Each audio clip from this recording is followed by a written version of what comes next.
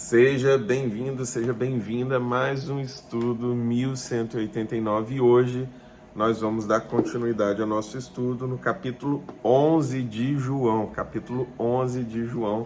no nosso estudo 1189, onde nós vamos passar pelos 1189 capítulos da Palavra do Senhor. E eu tenho pedido ao Senhor estímulos novos para que esse momento seja um momento ainda mais enriquecedor. E eu vou estar realizando alguns convites para os próximos capítulos. Eu acho que quando a gente encerrar esse livro de Lucas, não sei, estou pensando ainda, mas eu já estou pedindo ao Senhor que me dê pessoas para viver esse momento aqui junto conosco, para que também compartilhem daquilo que o Senhor tem falado com eles. E aí, inicialmente eu tenho pensado em irmãos que venham para multiplicar esse espaço aqui junto. Então, estaríamos em 2 fazendo cada capítulo, mas também existe a possibilidade de alguém assumir aqui em um momento que for necessário. Mas eu quero continuar com o estudo 1189, porque eu entendo que refletirmos sobre todos os capítulos da palavra é algo muito benéfico, é algo muito instrutivo e nos conecta às nossas necessidades, porque existem muitos irmãos, muitas irmãs que eu conheço que têm limitação quanto à leitura da palavra, limitações diversas, e eu acredito que essa oportunidade aqui é uma oportunidade do Senhor para aqueles que possuem limitação ou que querem uma inspiração nova, uma interpretação, uma visão, algo que possa trazer e agregar mais conhecimento no compartilhar da palavra. Esse é o objetivo, que o estudo 1189 seja um legado para as próximas gerações. E minha filha, quando você chegar nesse capítulo, saiba que você está sendo esperada com muito amor. Eu tenho orado muito pela sua vida, eu e a sua mãe, e você já é muito amada. Eu tenho pedido desde o primeiro dia, quando eu descobri que você viria, e no chá de revelação, na festa que nós fizemos com toda a família, foi a primeira vez que reuniu toda a minha família e a família da sua mãe, os familiares, nossos familiares, e todo mundo fez uma festa quando soube que era você.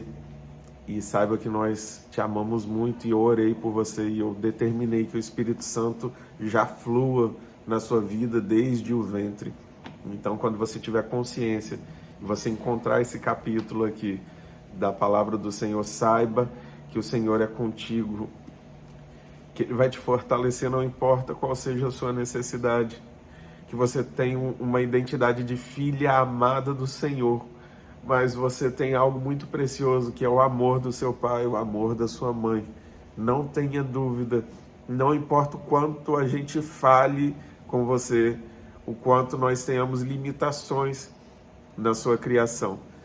Tudo que nós estamos fazendo, tudo que nós fizemos, foi para que o projeto do Senhor se torne completo na sua vida e você não precise sofrer aquilo que eu e a sua mãe sofremos para alcançarmos o que nós alcançamos no Senhor.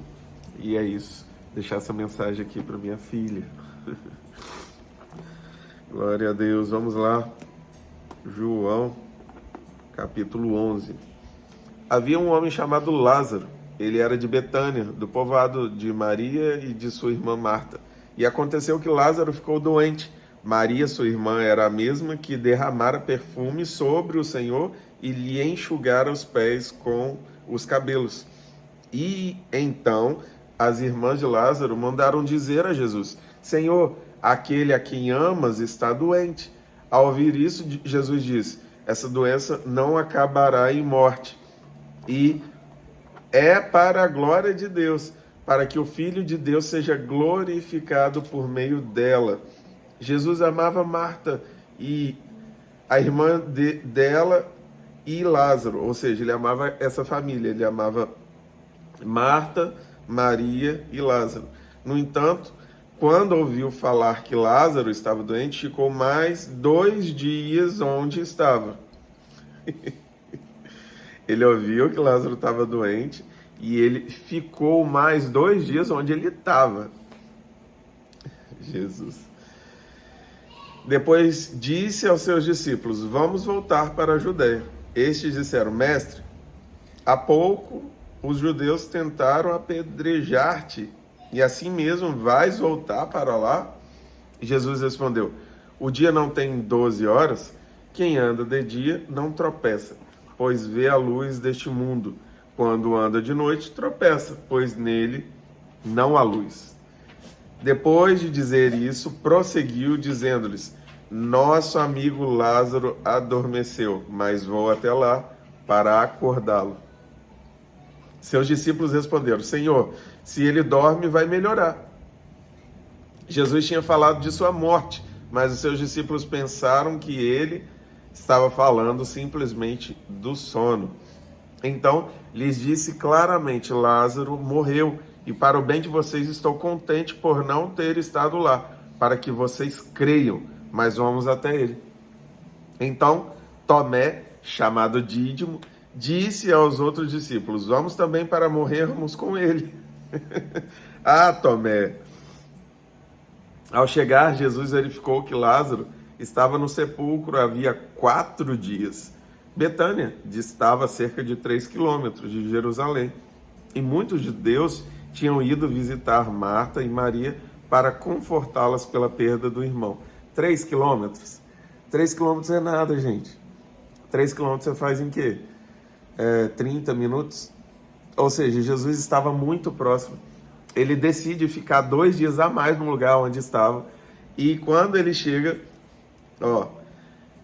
já tinha 4 dias que Lázaro tinha morrido. Então, quando isso aconteceu, Jesus foi extremamente intencional. Ele tinha consciência plena de tudo que estava acontecendo. E foi o local de onde ele foi expulso, que tentaram apedrejá-lo. Então, ele volta para esse mesmo local, onde tinha uma família inteira que ele amava, para ministrar algo que talvez você já saiba. Quando Marta ouviu que Jesus estava chegando, foi encontrá-lo, mas Maria ficou em casa. Disse Marta a Jesus: Senhor, se estivesse aqui, meu irmão não teria morrido, mas sei que mesmo agora Deus te dará tudo o que pedires. Disse-lhe Jesus: o seu irmão vai ressuscitar. Marta respondeu: eu sei que ele vai ressuscitar na ressurreição no último dia. Disse-lhe Jesus: eu sou a ressurreição e a vida. Aquele que crê em mim, ainda que morra, viverá. E quem vive e crê em mim, não morrerá eternamente. Você crê nisso? Você crê nisso? Ela lhe respondeu: sim, Senhor, eu tenho crido que tu és o Cristo, o Filho de Deus que deveria vir ao mundo. E depois de dizer isso, foi para casa e, chamando à parte Maria, disse-lhe: o mestre está aqui e está chamando você. Ao ouvir isso, Maria levantou-se depressa e foi ao encontro dele. Jesus ainda não tinha entrado no povoado, mas estava no lugar onde Marta o encontrara. Ele nem saiu do lugar. Quando notaram que ela se levantou depressa e saiu, os judeus que a estavam confortando em casa seguiram-na, supondo que ela ia ao sepulcro para ali chorar. Chegando ao lugar onde Jesus estava e vendo, Maria prostrou-se aos seus pés e disse: Senhor, se estivesses aqui, meu irmão não teria morrido. Ao ver chorando Maria e os judeus que a acompanhavam, Jesus agitou-se no espírito e perturbou-se. Onde o colocaram? Perguntou ele. Vem ver, Senhor. Responderam eles. Jesus chorou. É interessante porque eu nunca havia percebido essa parte. Agitou-se no espírito. E ele corresponde à necessidade de cada uma delas. Quando Marta Eu ouvi isso tem algumas horas atrás, numa ministração de JB Carvalho, e ele estava falando sobre coragem, e nesse trecho, Marta ela recebe um tipo de conforto, mas Maria ela recebe outro tipo de conforto. Jesus ele sempre corresponde à necessidade de cada uma daquelas pessoas que o buscavam, mas não da forma que as pessoas não como elas estavam pedindo, mas como elas realmente necessitavam. E com Marta, ele ministra fé. E é muito característico isso, porque ele vai falando com ela, não, mas ele vai ressuscitar. Olha só quanto que ele fala. Disse Marta a Jesus, Senhor, se estivesse aqui, meu irmão não teria morrido. Mas sei que mesmo agora, Deus te dará tudo o que pedires. Disse-lhe Jesus, o seu irmão vai ressuscitar. Aí ela vai e fala, não, eu sei que ele vai ressuscitar no último dia. Aí disse Jesus, você não está entendendo que eu sou a ressurreição? Eu já sou a ressurreição. A ressurreição sou eu. Eu tenho essa autoridade. Então, Marta não conhecia Jesus como Maria conhecia. Essa era a diferença. Por isso que Jesus corresponde, o Senhor corresponde às nossas necessidades de acordo com aquilo que a gente necessita. Ele sempre nos instrui no caminho. Ele sempre orienta, ele ajusta. Então Marta precisava ser ajustada quanto à fé, mas Maria, ao ver Maria, chega no lugar onde Jesus e o Senhor estivesse, ao ver chorando, Maria e os judeus que acompanhavam Jesus, agitou-se no espírito e perturbou-se. Ou seja, para Maria ele não tinha que falar sobre fé. Para Maria ele não precisava falar de ressurreição. Ele não precisava nem consolar. Ele entregou as lágrimas dele. E a primeira coisa que ele faz ao ver ela chorando, ele pergunta, onde o colocaram? Foi a única coisa que ele falou para Maria. A única coisa. Ele não precisava falar com ela, eu sou o Cristo, eu sou a ressurreição, eu tenho essa autoridade. Ela carregava algo tão precioso. Ah, como nós precisamos do coração de Maria, Pai, Espírito Santo, ministra-nos agora e alcança esse meu irmão, essa irmã. Que o coração de Maria seja plantado em nosso peito. Que saibamos quem o Senhor é. Que a gente viva com essa certeza.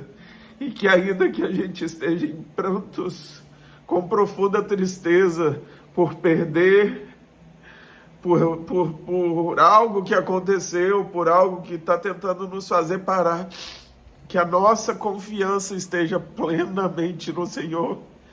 Maria não precisou pedir nada, ela apenas chorou, e as lágrimas dela perturbaram o Senhor, moveram o teu espírito, e o Senhor se moveu de encontro àquela necessidade. Ela não precisou pedir, ela apenas chorou. Que as nossas lágrimas sejam lágrimas de reverência ao Senhor todos os dias, e que as nossas lágrimas gerem um ambiente de glória que atrai a tua presença, e que a tua presença traga cura, libertação, transformação, vitória para nós, em nome de Jesus. Amém. Eu determino sobre a sua vida o coração de Maria. Que esse coração redimido, submisso, cheio de fé, mova o coração do Senhor em direção à sua necessidade, e que ao você ver as evidências, você possa transbordar da presença do Senhor e gerar esse ambiente de fé em muitos outros corações. Eita! Onde o colocaram? Perguntou ele. Vem ver, Senhor. Responderam eles. Jesus chorou. Então os judeus disseram: vejam como ele o amava. Eles reconhecem o amor de Jesus. Mas alguns deles disseram: ele que abriu os olhos do cego não poderia ter impedido que este homem morresse? Aí vieram os críticos. Jesus, outra vez, profundamente comovido, foi até o sepulcro. Era uma gruta com uma pedra colocada à entrada. Tirem a pedra, disse ele. Disse Marta, irmã do morto: olha a Marta aí, ainda limitada. Senhor, ele já cheira mal, pois já faz 4 dias. Disse-lhe Jesus: não lhe falei que, se você cresce, veria a glória de Deus? Então tiraram a pedra. Jesus olhou para cima e disse: Pai,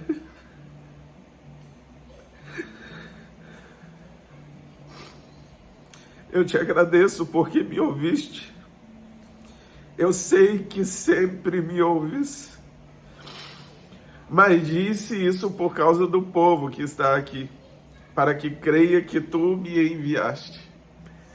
Primeiro, ele se achega como um filho, ele sabe a identidade dele, e ele agradece.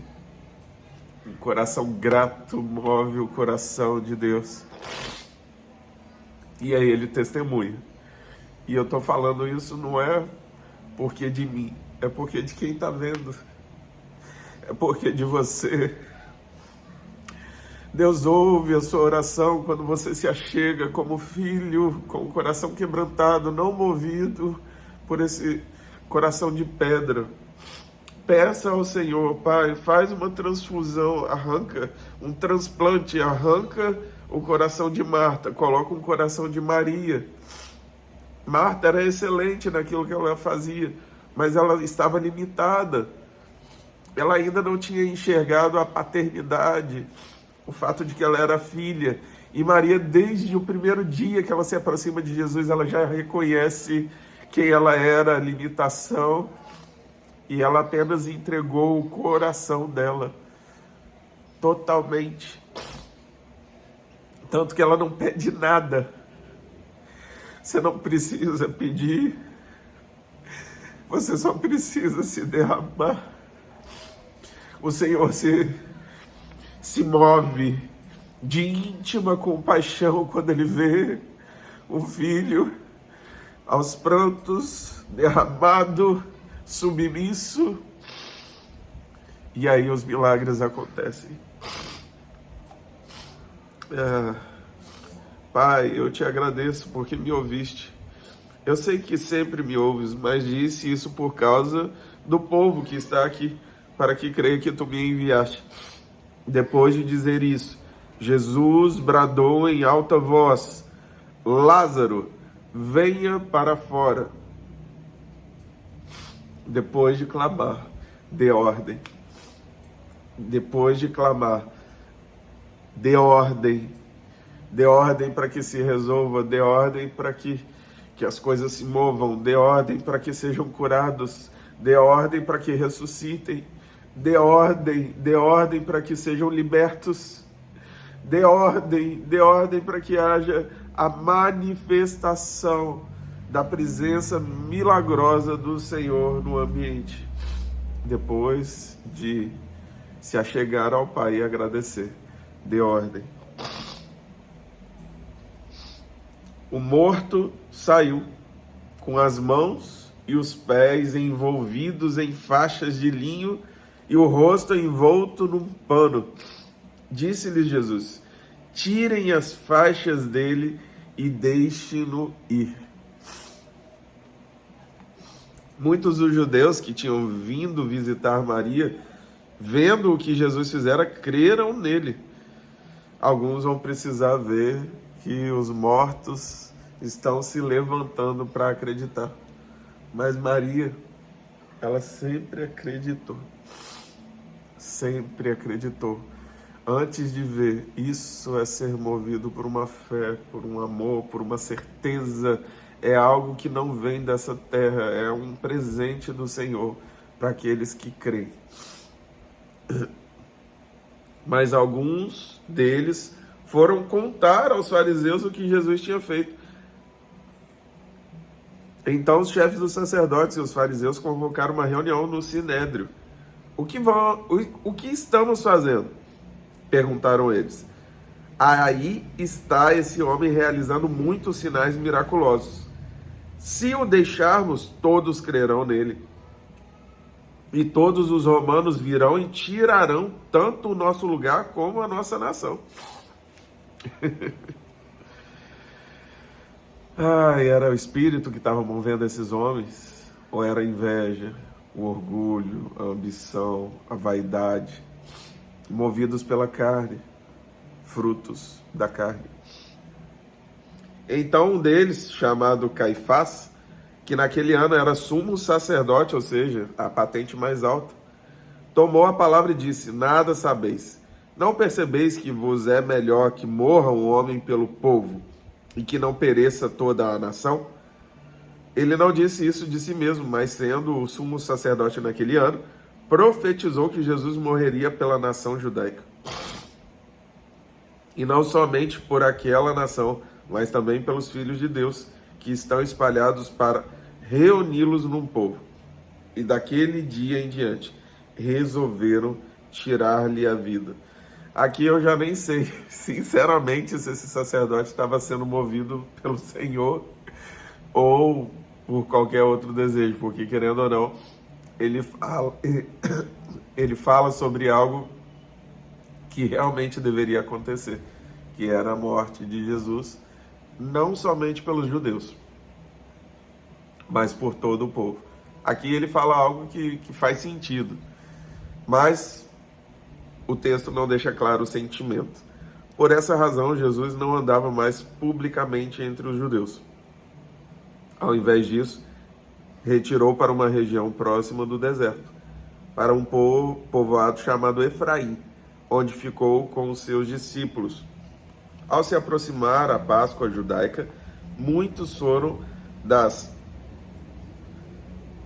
purificações cerimoniais antes da Páscoa. Continuavam procurando Jesus e, no templo, perguntavam uns aos outros: o que vocês acham? Será que ele virá à festa? Mas os chefes dos sacerdotes e os fariseus tinham ordenado que, se alguém soubesse onde Jesus estava, o denunciasse para que pudessem prender. E aqui encerramos o capítulo 11. Estamos às vésperas da crucificação, da prisão e crucificação após a Páscoa. E no próximo capítulo nós vamos ler sobre algo que Jesus esperou desde a fundação do mundo. Ele esperou por esse momento. Que o meu coração seja todos os dias moldado pela presença do Senhor, a atuação do Espírito Santo, para que se torne cada vez mais um coração como o de Maria, que nunca duvidou, apenas se movia com a certeza, com esse clamor, com essa lágrima que movia e perturbava o coração de Jesus, que era algo que ele correspondeu, que ele carregava. E esse mover de íntima compaixão, esse mover de amor, que ele possa fazer parte da nossa vida. Que o Senhor plante em nossos corações uma semente do amor que ele carrega por almas. E que eu e você, que a minha família, a sua família, carreguem esse mesmo amor por almas. Almas rendidas a esse Deus que um dia nos resgatou. E a gente quer ver isso sendo alastrado e alcançando todos ao nosso redor e indo além, alcançando a nossa cidade, o nosso estado, o nosso país e fora, os confins. Eu acredito muito no mover do Senhor, eu acredito muito que nós estamos às vésperas de nos conectarmos a um mover ainda maior. Eu acredito muito que o Brasil é um celeiro de profetas. Eu acredito muito que nós carregamos essa identidade e nós carregamos algo para essa geração. Que você desperte, que você se deixe ser ativado pela presença do Espírito Santo que habita em você, em nome de Jesus. Curta, compartilha, se inscreva, ativa o sininho, ore pelo Alex, ore pela Karen, ore pela Esté e envia esse vídeo para alguém que o Espírito Santo está falando agora na sua mente, em nome de Jesus.